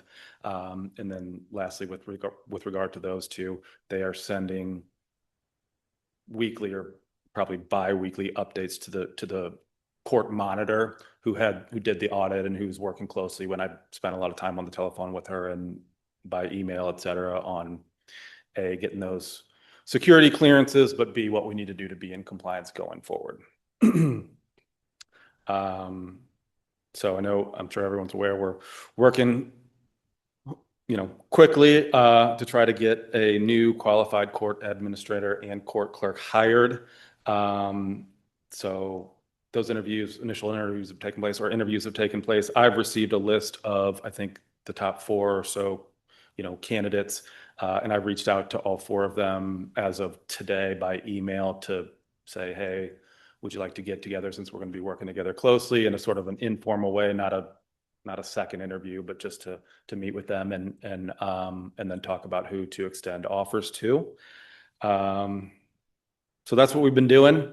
I've done it with a ton of support from our interim city manager, Scott Davis. He answered every call, every text message from me, every email, especially in really getting, those Brentwood fill-in clerks at crunch time. It was really crunch time, and Scott, I really appreciate your help, because it was a matter of hours when we got that done. And then same with the city attorney. Neil has been, we've been on the phone a lot. He's been incredibly helpful. He's answered every call as well. And together with Scott, I'm sure got both our, Monday through Friday, 9 to 5 fill-in clerks, as well as our evening and weekend clerks. And it was a short telephone call with Neil. I mentioned something to Jonathan, our city prosecutor, after court on the 25th. And next thing I knew, I got a text message on March 27th, that Friday, from Tammy Truelove that they've been hired on at Webster part-time, and they just hit the ground running. So it's been great. And Mayor, I appreciate you reaching out, despite the fact that you were laid up recovering from a procedure, and offering, the support of the city as well. And lastly, just Chief Aceves, Assistant Chief Weimer was here with us on court night on March the 25th, and Jason Flannery, who of course is our court bailiff, and he was a ton of help too in getting all this put together, especially the crunch time of court with no clerks, but in just since then going forward. So I appreciate everybody's help. Thank you so much for taking me on as acting municipal judge, and I'm open to take any questions if anybody has any. I do. Sure. Just wondered, you talked about the smaller from the big pot of warrants that were canceled. Those smaller ones are going to go away. Can you say from this day forward, things like that will be go through the due process? Yes. And I mean, it's a matter of, the city prosecutor's office, I don't think has any problem handling, filing those tickets when they're issued by our police department. The issue right now is we don't have court staff, but so the idea is to get a qualified court administrator. I think, a couple of our candidates carry various certifications. Other ones are on their way to getting it, and then a court clerk. And, part of our plan with our, as I keep calling them, our evening and weekend clerks, is to have our new hire or our new hires train with them, so that these sorts of things, don't happen going forward.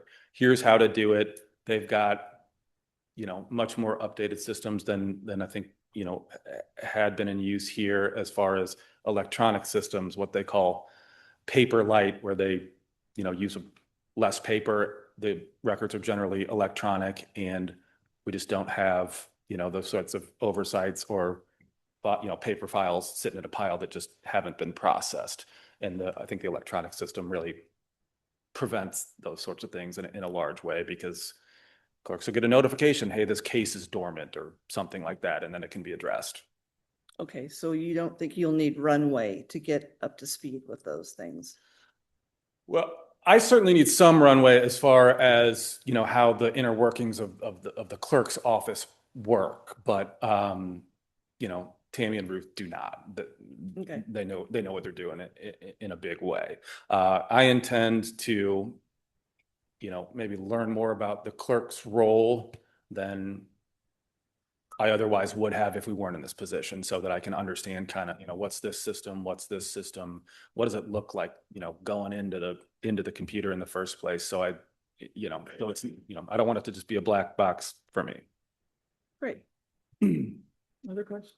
Do we need software? Do we need a system? Do we need something to be paper light? Is there an investment here we need to make? We have to do all of that through the Supreme Court blessing. So they dictate what the software is, they dictate what the programs are. We have to make sure we're consistent in that regard, because ultimately they're all going into one large tranche that we're Is dealing. that part of the bill that we just read? No. Okay. No, that's just reporting that would come up. That's information that will ultimately be generated to you all, because there are reports that the judge can make sure are available if people want to see them. So they were anyway, but again, we're making sure that those reports, if you ever want to see them, are there. So it's easier to communicate what the status of cases, how many cases we have pending, how many cases are in warrant, the age of cases, that sort of thing is basically the press of a button once you've got the software in place. But the Supreme Court dictates all that.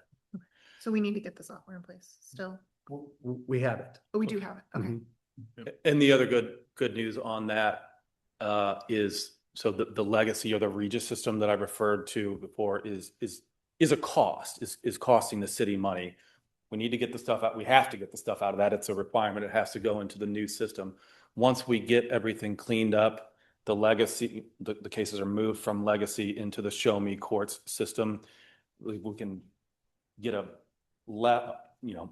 view only legacy Regis system that is less expensive. So we'll be able to view these old cases, but they don't have to be searchable because the documents have been transferred. So it'll be less of a cost ultimately. Great. Other questions? All right. Thank you so very much. Thank you. Once again. Mayor, can I add one thing before Judge Nolan sits down? Yeah.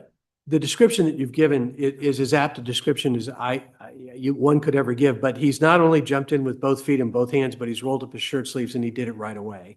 And he did it with nothing more than a promise that hey, look, if you do this, you're the provisional judge, you'll be the acting judge. If you do this, again, the gods may smile, although I'm not sure you think that right now.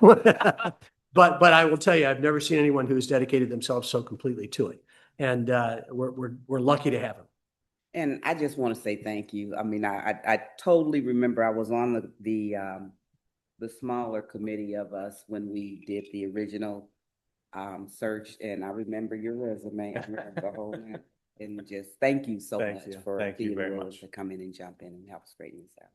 Well, and everything you've said so far indicates to me that you have had the support you needed from our staff. And I just, on behalf of the council, want to assure you that if you need something else from us, please, you know how to get in touch with me, or Scott certainly, or Neil know how to do that. And because we do want this to be a highly functioning court, and obviously sometimes that means resources. So very good. Mayor, can I ask one more question? Mm-hmm. Is it typical for other municipalities to hop in and help out their neighbors?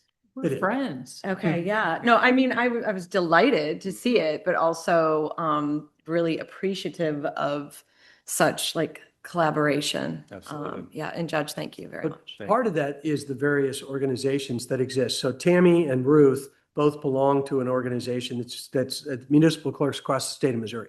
So when they hear about these issues, and of course Tammy has worked for us before, when they hear about these issues, they reach out And that's what happened here, is that they knew about the issue, they reached out, and the next thing we know, they're here, met with Scott literally within 12 hours of reaching out. Scott said, yes, do it. And now we've got the weekend and off-hour clerks who are helping with the backlog.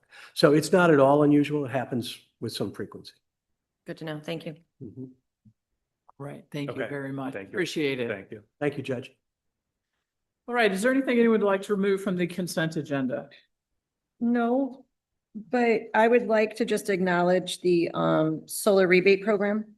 And expanding that to EVs and there's one other thing that it expanded to. Heat pumps. Thank you, heat pumps. Woo. I think that's good use of the funds and I hope that we can communicate that to our friends and neighbors so that we can get those funds distributed and people with more energy efficiency. All right. Councilmember Smith, could you call for the adoption of the consent agenda, please? Yes, Mayor, I call for the approval of the consent agenda. Second.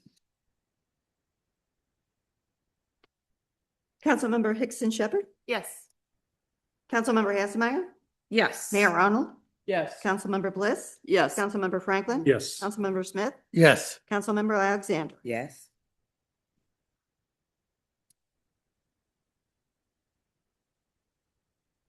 All right. We're going to resume our closed session. going to resume our closed session. Does that require a new motion and vote? Personnel was already. Mhm. Yeah. And I think we also did subsection 1, which is attorney-client. We did do that as well. Yeah. Okay. Okay. So we're then, just so on- then we're good to go? Yes, ma'am. Right. Reconvene, right. In the other room? Yeah.